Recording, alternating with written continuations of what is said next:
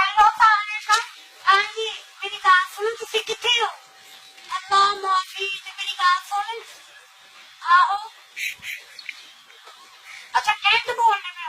अच्छा, ते मेरी बात सुन, मैं ठहर क्या हो रही तो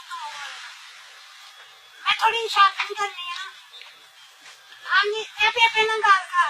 ये कुत्ता सामान है का मेरे बच्चे मारना सी।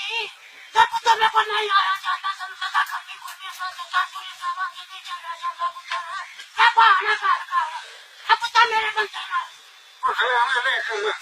बेटा की करने तुम लोग बेटा ट्रेन को देखिए फिर से नीचे ले जाना तुम लोग को मरी चल रही है जब मैं को नीचे ले जाता है हम को दिक्कत ये है नहीं जरा आपको नहीं जाना है मैं तो खाली वाली जब मुझे नहीं जाना सारे को पटी है ना मैं बिल्कुल ठीक है वो जी हां जी कहने सही नहीं गल करो वो जी ये मुझे समझ नहीं लगी किधर है ये कर करो इरशाद सलाम अलैकुम पुत्र आना थी तेरे बाण पुत्र राती माज ले लिया कदी कटा अंदर मन कदी बाहर मन पुत्र में दबा मार छड़ी लिया हां ए पुत्र मेरी दबा मार छड़ी जिस कदी कटा अंदर कदी बाहर मन पुत्र में दबा मार छड़ी हां आना थी पुत्र आना का दे काम नहीं पुत्र बंदे ने अगले दिन कोठे को कटा चढ़ गया थी पुत्र उन सारे ने लाया हां ए पुत्र आना नहीं आना जरूर क्यों नहीं आना मेरा पुत्र हां पुत्र आना सी